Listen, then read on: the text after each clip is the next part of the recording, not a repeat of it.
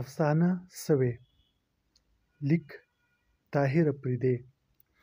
د تیر شوي وخت هره لمحه لکه د کلونو اوږدېدله، او بیا دغه اوږدې لمحې چې یو ځای شوې نو لکه صدۍ ورنه جوړې شوې. د ورځې رڼا کې د ناامیدۍ دیوالونه دومره لوړ ښکارېدل چې د هغوی په شا د مستقبل سیوری هم نه شو لیدلی. شپې به د تیارې کفن واغوستو او د ارزوګانو، اسرو او امیدونو مړی به یې د مایوسیو له حد ته کوز کو. ورځې به سکروټې ورولې او شپې به لمبې بلولې، او بانو به د روحاني درد او د تنهایۍ اور کې لکه د لوانده لرګي سوځېدله. هغه به د دیوالونو ترهېدونکو صورتونو نه په ویره د ژوند په صحرا کې د هغه ګڼ سوري تلاش او لټونکې ګرځېدله، د چا د یخ سوري عکس چې اوسه پورې د هغې په ذات پروت و. د هغې د ژوند تېرو شوو صدیو هومره اوږده کلونه به د دیوالونو اوږده سوري جوړ شو، او د لمر خاته د لوري خورېدونکو تیارو کې به جذب شو. هغې به هره ورځ دغه خورېدونکو سورو ته کتل. کاشکې دغه خورېدونکي سوري ما هم د ځان سره د شفق سرو لمبو ته واچوي. د یو خواهش ښامار به هغې ته ټک ورکو.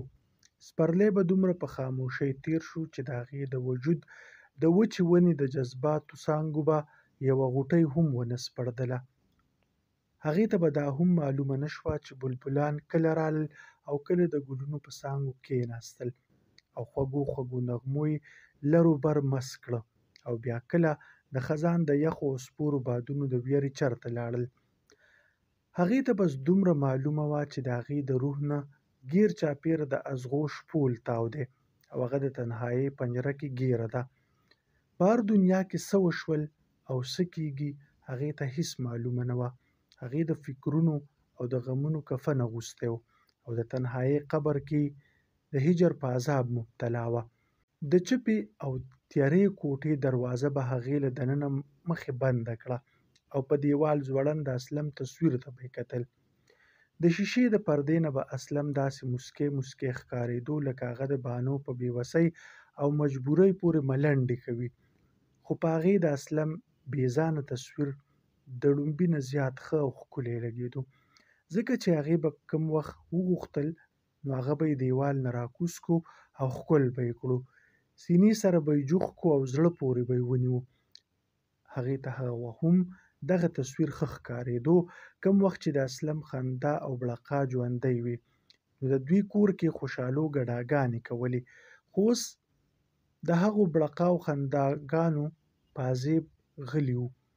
اسلم چې د ښو ورځو او د روڼ مستقبل په تلاش کې د کوره وتی و، او تر اوسه یې کلونه وشو، او بانو د هغو کلونو یوه یوه لمحه شمېرله. اوس په کمره کې ځوړند د دغه تصویر رنګ تت او پیکه و، او د بانو په سترګو کې انتظار لکه د جولاګي جالې جوړې کړې وې. اسلم چې به هر سحر د کوره وتلو نو یوې لحظې دپاره به د بانو سترګو کې ځوړند شو، او بیا به یې ناڅاپه د بانو په اننګو ګوتې ورخښې کړې او داسې سکونډارې به یې پرې ولګولې چې د بانو اننګي به سرې سکروټې شو، او بانو به د درد او سوي له کبله یو وی وکړو، او په غټو غټو سترګو کې به یې اوښکې رالې. خو اسلم به د هغې اوښکې ونه شوې زغملی، او لکه څرنګ چې یو شیطان ماشوم د څه شیطانۍ کولو نه پس د مشرانو د ویرې بهر ځغلي، همدغه رنګ به اسلم هم د مور د ویرې بهر منډه کړه. خو دروازې نه بهر وتلو نه ړومبی به هغه په شا ضرور کتل چې بانو د هغه شکایت خو مور ته نه کوي. خو د بانو به د اننګو سوي هیر شو، او د ځغلېدونکي اسلم قدمونه به یې شمېرل. ماښام به هغه د اسلم په بېتابۍ سره منتظر و چې کله به اسلم راځي، او هغه به یې مور ته ټوله قیصه وایي. خو اسلم به چې ماښام کور ته رالو نو ځان سره به یې بانو دپاره دومره ډېرې خوشحالۍ راوړې چې د بانو ټولې ګیلې او شکایتونه به هیر شو، او د خپلې مینې د خوشحالولو په راټولولو به سر شوه. ورځې څومره په خوشحالۍ او بې فکرۍ تېرېدې. دغه ورځو کې د سپرلي نه سوا بل موسم نه و. شپې د نشو ډکې وې، او خوبونه د اسلم او بانو وو. خوشحالۍ او خنداګانې، مسرتونه او مینه د هغوی وو. خواښې د کور د ویرانۍ به چې کله تنګه شوه نو بانو ته به یې په ناسته مرۍ غږ وکړو او بانو به چې د هغې غږ واورېدو نو داسې به ورپېده لکه چېرته زړې او پخوانۍ مخبرې نه ورته چا مړي غږ کړی وي. هغې به لکه د زړو مریضانو په شان لاسونه په زنګنونو کېښودل او ورو ورو به اوچته شوه او په ستړو ستړو قدمونو به د بوډۍ خوا کې کېناستل او خپل د ګل په شان زوی ته به یې داسې وران وران وکتل لکه هغه د هغې زوی نه وي. بچی به مړغېژن د هغې غېږې ته ورلو لکه دغه ماشوم ته هم دغه احساس وي چې دې ګلدان غوندې کور کې هغه ګل نشته د کوم خوشبو چې د کور در و دیوال معطر کوي. بچي به ډېر په بېوسۍ د مور په ویرانو او تشو سترګو کې داسې کتل لکه هغه هم د هغه ګل په لټون وي کوم چې د کور خوشحالۍ بیرته راوستلی شي. خو هغه به چې د مور په سترګو کې څه ونه لیده او د مور وحشتناکه څېرې نه به وویرېدو نو په دوو به د نیا غېږې ته لاړو. بوډۍ نیا به د هډوکو لاس د هغه په سر راښکلو او بانو ته به یې په کمزوري نظر وکتل او د بانو په ټول وجود به د بېوسۍ، مجبورۍ، لاچارۍ او دردونو زهر خواره شول او بیا به د سترګو په لارو د هغې په زیړو اننګو وبهېدل. بوډۍ خواښې بدمسۍ غېږ نه کوز کړو او د بانو خوا ته به راله او د هغې په اوښکو لونده څېره به یې لاسونو کې ونیول او د تسلۍ د لفظونو دم به یې پرې وکړو او بیا به خواښې انګور او ماشوم بچی درې واړه په ژړا شول او د دیوال په سر ناستې کونترې به ټولې یوې خوا ته والوتلې. په ژړا ژړا کې به خواښې د خپلې شلېدلې لوپټې په پیڅکه اوښکې وچې کړې او بانو ته به یې ووې چې مه ژاړه بچۍ مه ژاړه، تلونکي خلک په ژړا بیرته نه راځي، ته به تر څو د تلونکي اسلم لارې څارې، ته به تر څو پورې دغه شان په اوښکو خپله څېره وینځې، مه ژاړه صبر شه. بیا به یې خپله ماته ګوډه حوصله راجمع کړه او بانو ته به یې داسې وکتل لکه ورته وایي همت وکړه او زړه ته تسلي ورکړه چې سیوا د صبر نه بله لار نشته. ستا په وړاندې د غر عمره ژوند پروت دی. د ژوند په دې تیز نور کې تا ته د یخ سوري ضرورت دی. اخر تر څو پورې به خپله ځواني د وجود په سکروټو سوځوې. هغه زما بچی و، زما وینه وه، خو ما صبر زده کړی دی. ستا خوښه ده د خپلې مور کور ته تلی شي او د هغه ځایه نوی ژوند. او د بانو په غوږونو او مخ به یې د سپېرو خبرو او دردناک نظر کاڼي ورول او هغې ته به یې د صبر تلقین کولو کې بوډۍ خواښې بې قابو شوه او په کور خورې شوې چوپتیا کې به د اسوېلو، سلګو او چغو طوفان رالو او چې تر څو به زړه خواښې د تیز نور په بانه دننه نه ولاړه یا د مالت ښځې به نه وې راغلې نو تر هغې به دغه دردېدونکی حال جاري و. همدغه رنګ به نور د ختیځ لوري راښکاره شو او د لوېدیځ سمندر کې به ډوب شو او ورځ به په ماښام به په ژورې شپې او شپه به په سکروټې په توده ورځ بدلې شوې.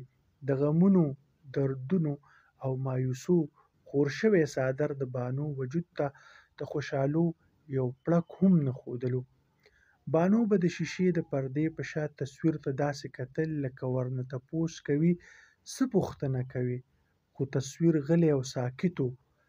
هسې هم بې ځانه تصویر به هغې ته څه جواب ورکړی وي او څه تسلي به یې ورکړې وي. دغه تصویر ته کتو کې به د هغې اننګي داسې وسوځېدل لکه د چا ورباندې سرې سکروټې ایښې وي. هغې به اننګي په ګوتو کې ونیول او په زوره زوره به یې وسکونډل، خو خزان وهلو زیړو پاڼو په شان اننګو کې به هغه سرخي رانغله کومه به چې د اسلم په سکونډلو سره راتلله. څه وخت به چې اسلم د هغې اننګي وسکونډل نو هغه به لاړه او آیینې ته به مخامخ ودرېدله. هغې ته به خپل سره اننګي داسې ښکاره شول لکه د لوړو غرونو په سپینو واورو چا سرې وینې توی کړې وي.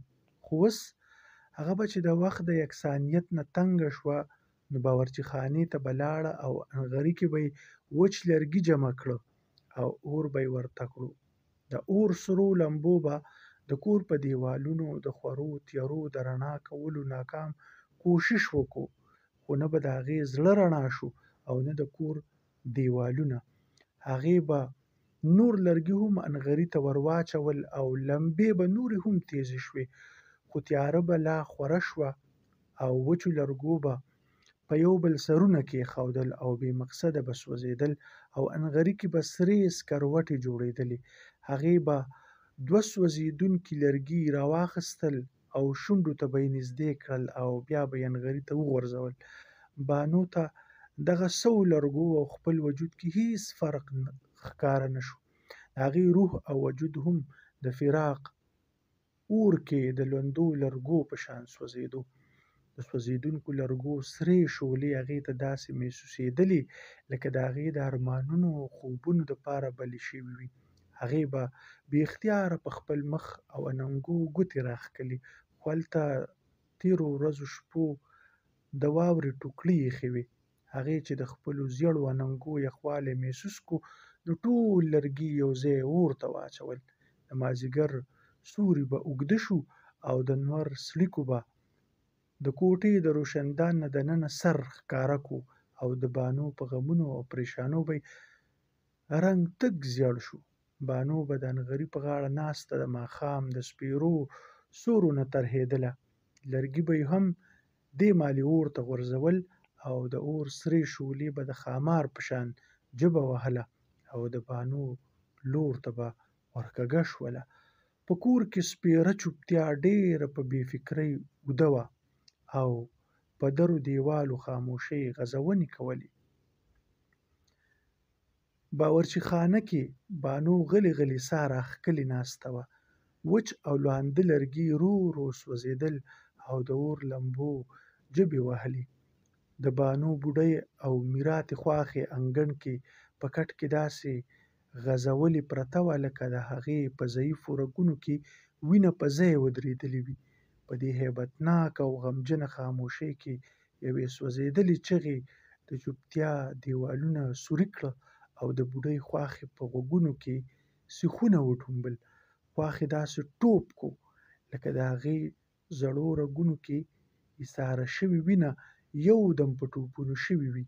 هغه په تندک تندک او دیکو دیکو باورچی خانې ته لاړه او په رپېدونکو لاسونو یې د بانو د لاسونو سوځېدونکي لرګي ونیول او په چغه یې ورته وویل: بانو، دا دې څه وکړه؟ هېڅ نه مورې، بانو روغ غوندې وې. ډېرو ورځو نه مې په اننګو کې سوی غوندې کېدو.